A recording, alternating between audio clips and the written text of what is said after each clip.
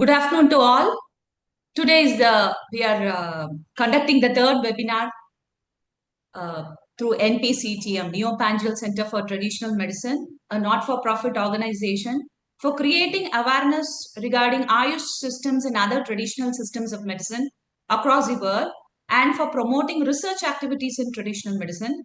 Today we have a young and bright Ayurvedic doctor who is going to present her PowerPoint on dals, and which we call as proteins, right, in Western science. So she's going to give a compilation of the data which is present in both Ayurvedic and modern perspectives and different recipes of the different dals. Why are dals required? What if we take in excess? What if we take in less quantity? So we'll start the webinar. Dr. Shivani, thank you so much for joining us, and the dice is yours. You can start the PowerPoint. Share my screen now. Yeah.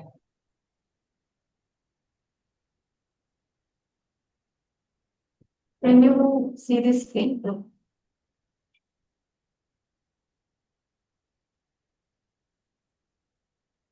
Good afternoon all. I shall be presenting to you about pulses, also known as Shimbidhanya in Ayurveda. Definition of pulses. Basically, pulses are edible seeds from leguminous plants. The most commonly consumed type of pulses include dried beans, lentils, and peas. They serve as an excellent source of plant-based protein, soluble and insoluble fiber, and important minerals and vitamins. In some parts of the Japanese, Swedish, and Mediterranean cuisine, it's associated with long-lived food cultures, and it also improves nutrition intake and longevity. These are the parts of pulses. Generally, all the pulses have similar structures. It comprises of all these three parts: seed coat, cotyledon, and embryo. But the shape and size and the thickness of seed coat might vary from different pulses. Composition of pulses. As we know, it is high in protein content and is twice more than that of cereal grains. It constitutes about 20% of the dry weight of biscuits. Soya bean it has as high as 40% of protein. So proteins are made up of amino acids, which is the building block of proteins. Like as you can see, there is an NH2 in the composition of the pulses, which primarily composes of the amino acids. Pulses mainly contain globular proteins like legumin and bacillin. So it is made of a long polypeptide chain of amino acids. As you can see, this is the polypeptide chain. Protein quality depends on the amino acid composition. Pulses are usually rich in lysine.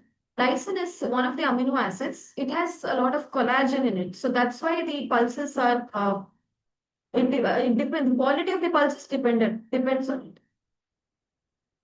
This is the polypeptide chain, chemical composition of protein in pulses. Next, going on to the health benefits of pulses. It promotes a steady, slow burning energy. Since it's rich in carbohydrates, calories, and high in fiber, it will the energy burning level is very slow. It also improves heart health and lowers the blood cholesterol. It provides protein and fiber, as well as it has significant source of vitamins and minerals as well. People with borderline diabetic or diabetes can safely consume pulses since it's high in fiber and low in glycemic index, as it assists in maintaining the healthy blood glucose and insulin levels. These are the nutritional and health benefits of pulses. It's a good source of protein, low in fat, low sodium, good source of iron, excellent supplier of fiber, excellent source of folate, good supplier of potassium, low glycemic index, as we discussed in this slide, cholesterol free and gluten free. Coming to the Ayurveda perspective of primary pulses and in Indian diet, Sanskrit names are mudga, which is green gram or moong dal. In Tamil, we commonly call it pachapayru or pasapayru, the yellow one. Pachapair is a green variety of the moong dal. Masha is black gram or urad dal, it's also known as ulundu. Chanaka is Bengal gram or chana dal, kadalaparuppu. Masoora is red lentil, masoor dal, which is commonly consumed in the northern parts of India, which is known as savappu paruppu, or we even call it masoor. Kulatta is horse gram or pollu. Adaki is pigeon meat or tur dal, tuvaram paruppu. Rajamasha is kidney beans or rajma. Lobia is cow pea or black-eyed pea, which is known as karamani. Madkarika is moth pea or matki, which is a brown version of the same karam. Nishpama is Indian bean or matcha. These are the botanical names just for our reference. Going on to the general properties of pulses, it is lagu, which is light to digest, especially moong dal is light to digest. Ruksha, drying in nature, it absorbs all the moisture content and reduces the excessive fat, kapha, which is the fat in the body.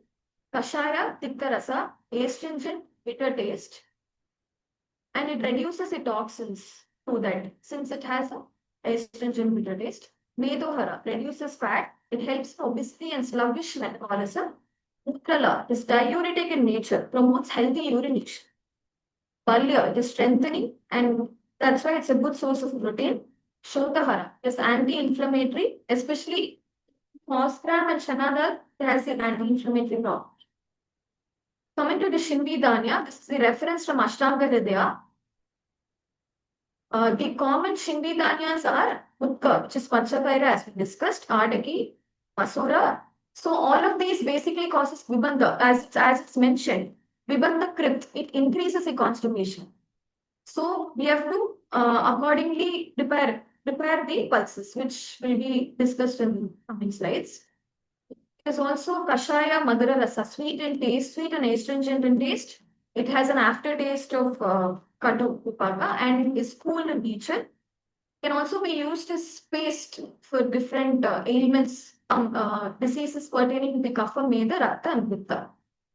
So, which is the best among the pulses? As we all know, Mudga, which is the green gram, Barotra means which is the best among the pulses, the Mudko Alpachalam. So that is the best among the pulses. Mudga is usually even used for all the, as we know, we have 5 days Panchakarma, that is detox procedures in oil, purificatory procedures in the body. So after that, commonly used one of the pulse which is used after as an after diet or post diet of those Panchakarma is Mudga, since it's very light for digestion. Next, coming to the horse gram or puller, it is hot in potency, has amla vipaka. The sour in the aftertaste of it is very sour, destroys the semen and renal calculi. For people who have common respiratory disorders, running nose, cough, and even piles. But we have to avoid it in bleeding piles, as we know it's mentioned as Ushnaha Kulataha. Next, coming to the Rajamasha, which is also known as Karamani, the black-eyed and the white color. That is how it is, as it's mentioned here. So it is Kapha, Shukra, Amla, Pitta. It has laxative and alleviating properties. It acts against the disorders of Kapha, Shukra, and Pata. It is sweet in taste. The taste resembles black gram, as this is also sweet in taste. It is Vata stimulant, has a detox action, and is heavy to digest. Ankushtaka, which is also known as Morphe, the brown version of the Karamani, like I mentioned, is sweet in taste, Madhura in taste, astringent in action, that is Kashaya, with dry property and cold in potency. We can use this commonly in bleeding disorders and fever, as it's sweet in taste, coolant in nature. Next, come with the Masoor dal. Masoor dal, as you've always heard people saying, lentil soups. So this is a particular pulsar dal which has been used for making nourishing soups and ointments, especially to apply on cut and wounds. Even in skin pigment, as a cosmetic purpose in skin pigmentation or discoloration, powder mixed with milk or rose water can be used. That is the Masoor dal powder. These are the pictures of the different types of pulses. Ingram, that is which is the Pachapayra, in the Bengal gram, Masoor dal, horse gram, Thud dal.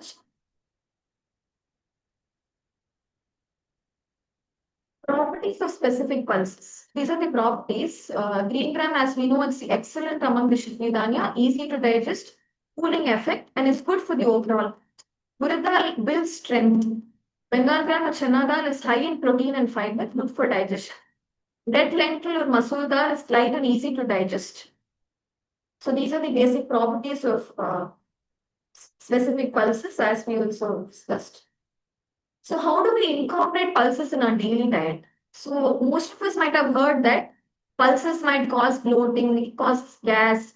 It's very heavy to digest, but we have to assess according to the individual's body constitution. If a person is very obese, we can suggest them to have something like kollu rasam, just like horse gram varieties, which helps in reducing the body weight. But if a person is very emaciated, accordingly we can suggest pulses. So that's how you vary depending on the individual's body. So why should we incorporate this? Because it improves the muscle growth and strength. Pulses like moong, chena, rajma, they are all plant-based proteins. So it will help the vegetarians to meet their daily protein needs. Especially sprouted moong or matki, it reduces bloating and improves the gut health. It is also high in dietary fiber, improves the bowel movements, supports better digestion, and regulates the glycemic index. So these are some of the diet ideas for pulse-based recipes. For green gram or moong dal, it's moong dal sheeta. So these are the basic diet ideas. And for urad dal, it is meth vada or urad dal dosa, which we commonly consume.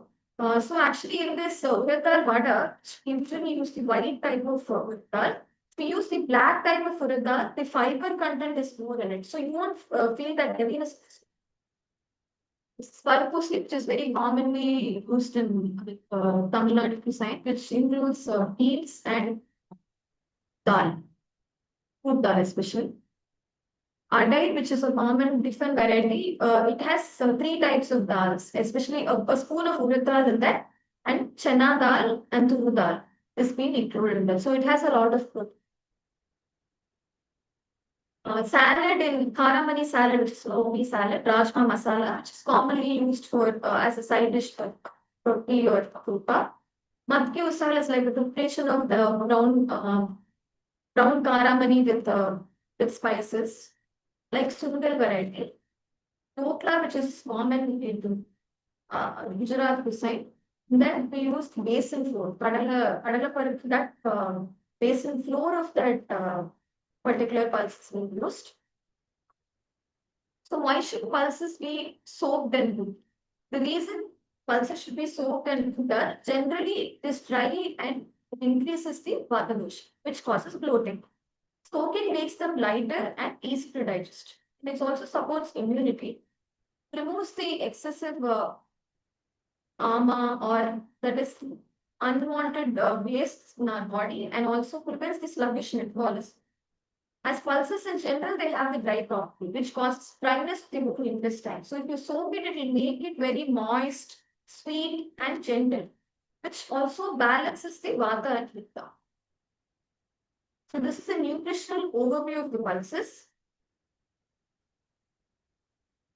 In this cowpeas, it's 8%, peas 8%, chickpeas 7%. This is a general overview of how much amount of vitamins and minerals are there and other dietary fiber mineral all of this. So this is basically a chart regarding different nutritional values of specific dals. In tur dal, there is 22 grams of protein. In this, if you know, you have to consider the dry dal, which the unsoaked dry one. So per 100 gram of dry dal, there is 22 grams of protein. But after cooking, the protein content of it remains the same, that is 22 grams. Rest of the 78 grams, that includes the carbohydrates, fiber, water, and minerals.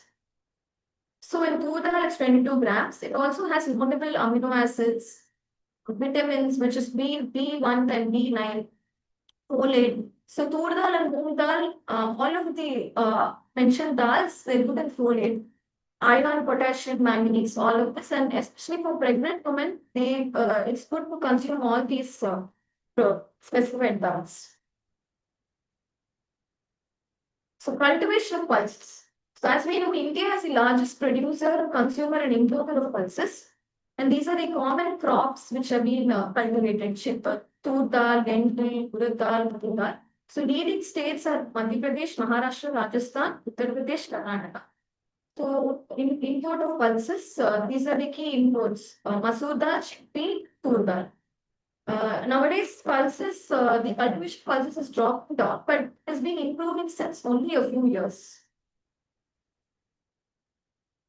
So, what are the systemic effects of excessive consumption of foods? Since dals have a lot of proteins, people might tend to consume it excessively. "Oh, it's good for me," is what they say.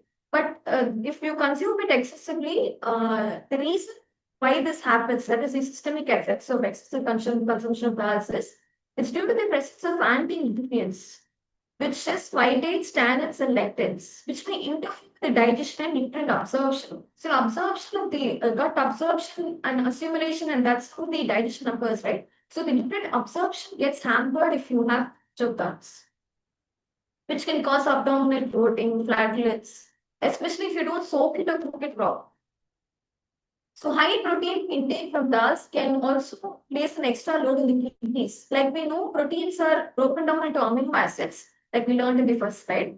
And then metabolism, they tend to produce many nitrogenous wastes, especially urea is one particular nitrogenous waste which I want to highlight about, which the kidneys must filter and excrete out. So if there is too much of overload of these dals, protein builds up and that process of breaking down into amino acids doesn't happen. So additionally, some dals are harder to digest and cause sluggishness and heaviness if eaten in larger, especially at night if you eat too much of dal, causes sluggishness or heaviness of this. In that case, moong dal would be a better option, like moong dal sambar for idli or this. So to avoid these effects, we should balance these dal with other food groups and follow the traditional preparation methods like soaking, sprouting. Like I mentioned before, that sprouting process will help the digestion ease it very well because especially moong dal and manki, these are two particular dals which can be stand. It also reduces bloating. So we add some digestive spices to it to avoid bloating and to aid in the digestion and balance the Vata dosha, which is the main dosha, Vata dosha, which is the main dosha, which helps in the to avoid all this. We add jeera, ginger, hing, or garlic. So these are the common spices to be added to preparation of dals. So seasonal utility of pulses. According to season wise, we might have to consume these dals. In Vasanta Ritu, that is spring season, Masoor dal and horse gram can be consumed. Grishma, summer season, moong dal and matki can be consumed. In Varsha Ritu, monsoon, moong dal and tur dal. Sharad, autumn, 3 gram and cow ghee. Hemanta, early winter, urad dal and chana dal. Shishira, late winter, rajma and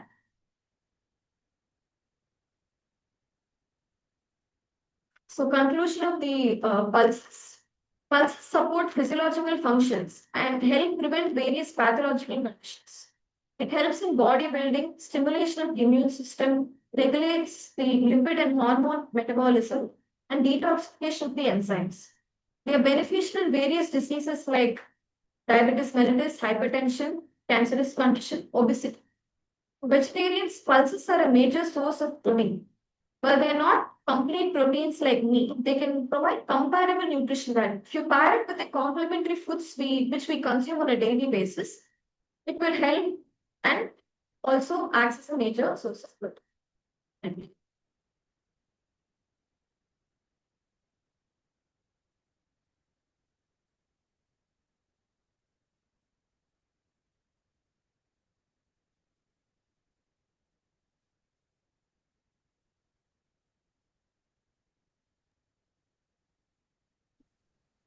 It's over, doctor.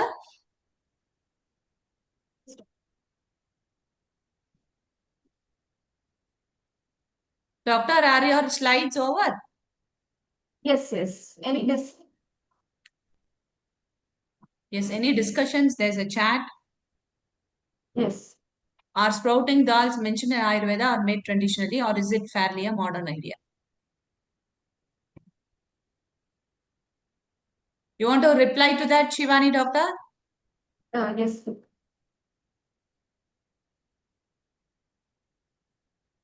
Sprouting process is actually mentioned in Ayurveda itself, which, like I mentioned, the Vata dosha to increase it, we to moisten the particular dry version of the dal, we go for a sprouted version. That's why it is from a very much from a traditional idea and viewpoint.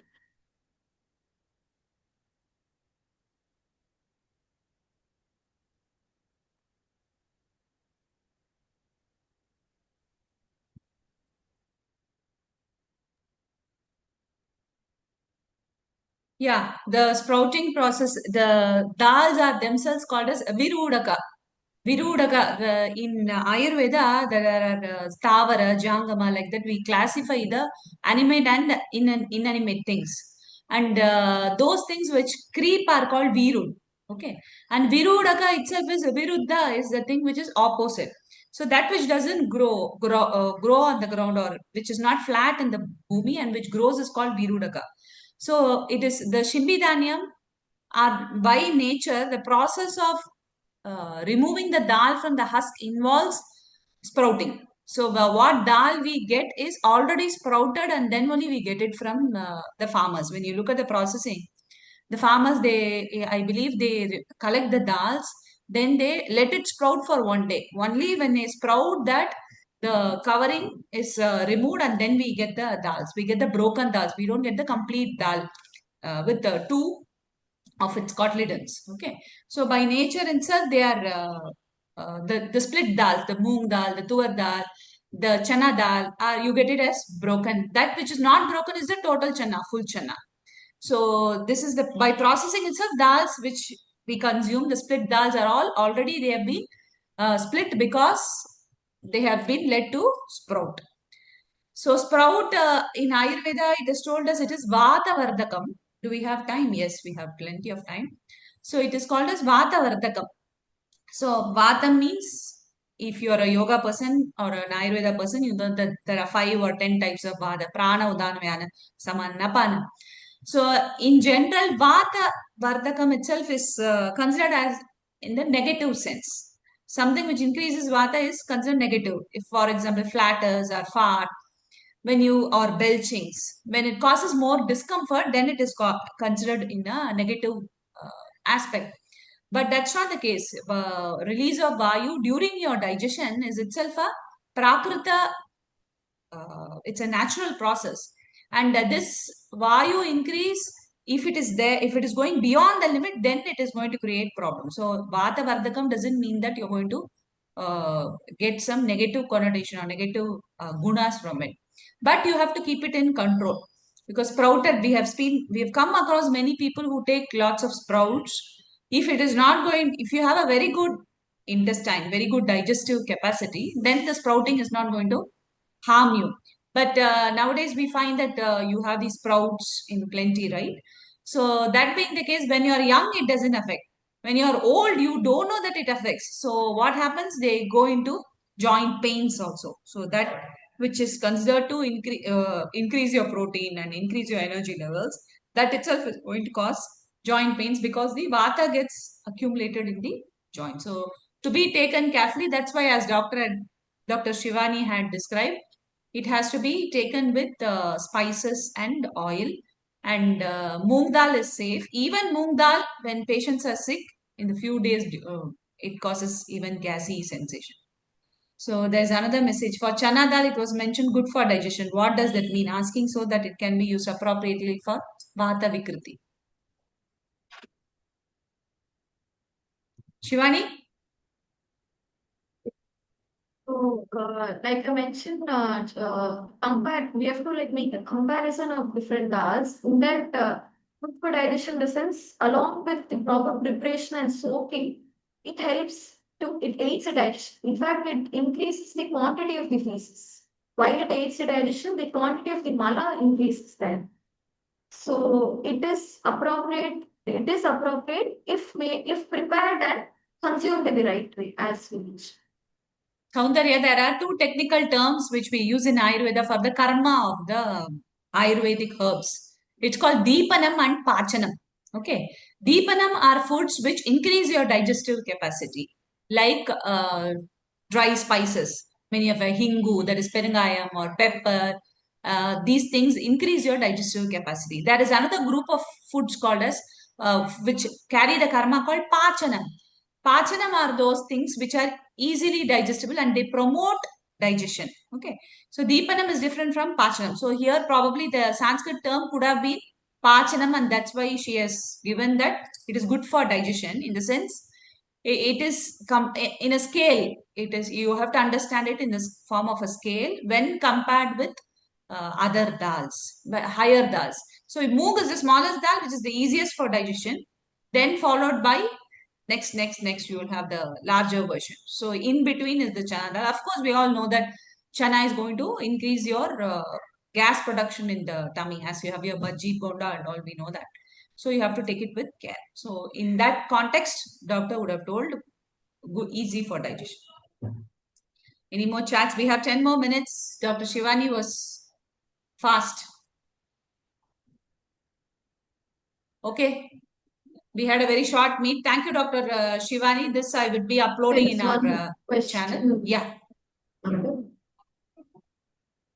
Can you please share the best and least favorable cooking methods for good digestion and absorption?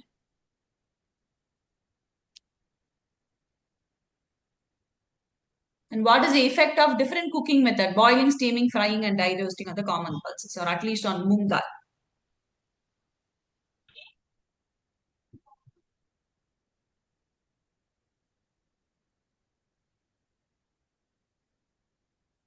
So generally, moong dal we for commonly for Indian dishes like dosa and idli, we prepare moong dal sambar, which can be prepared in like one in a cooker method, wherein you soak moong dal. If you soak for only for half an hour or 1 hour, so after that you prepare it with the usual ginger, jeera, and usual spices, which will make which will be very much favorable for your digestion.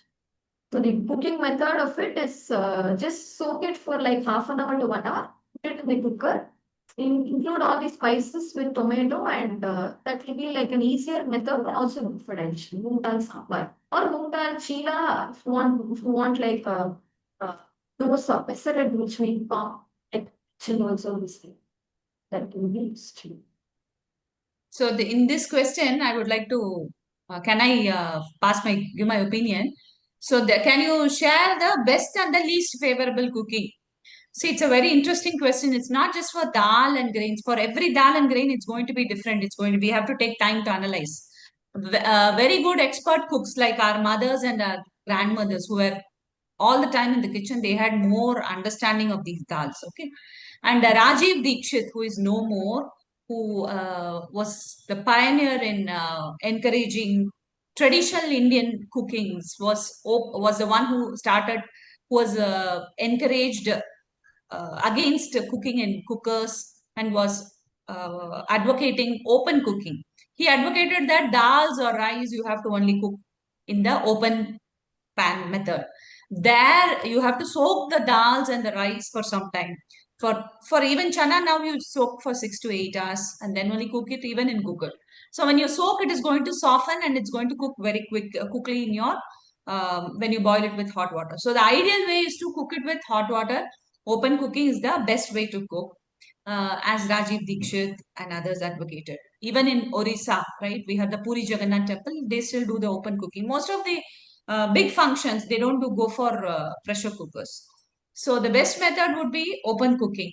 Now the processing, the ideal method would be to boil it with plenty of water. When you boil it, you'll get the scum, you remove it and then take it. The boiling is the best method of consuming a dal. It simplifies. Steaming is going to leave your dal very heavy, like we do the parupusli and badagari and all. It is very heavy and dry when it is very dry, right? So you again cook it with oil to soften it, and there is less water which steams it, right? As you compare it with boiling, and hence it is heavy, and it can be more. It can increase your vayu. When you cook it with water, it's not so.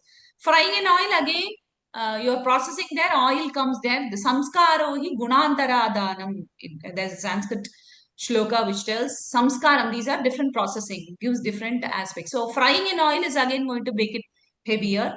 And see, when Agni Samskaram come, when you start heating the and roasting Agni, you give the Agni Gunam to the uh, foods, right? So it is going to cause more Vidahatvam when you eat, when you consume any product which is dry roasted, maybe rice or dal, or your dal, dry roasted or fried. The Agni Guna gets incorporated and you will have Vidahitvam, that is burning sensation when you're going to consume. Right? How beautiful. So how simple is this science, right? You're going to have bhaji and bonda, it's going to cause more burning. You don't have the sensation of burning when you take sambar at all, right? Even in your parupusli, you will not have the burning sensation, but in your bhaji and bonda and upma, because you're going to you roast it, the rava is roasted in oil and then cooked. So when roasting is there, Agni Guna gets incorporated. So it's going to cause more of pitta increase. And dry roasting is again the same. It's going to give the, and it's going to make it more constipated. When you give the dryness to the dals, right? The fibers are all getting broken. While in boiling and in steaming, the fibers stay as such. When you dry, you kill the fibers and the bonds.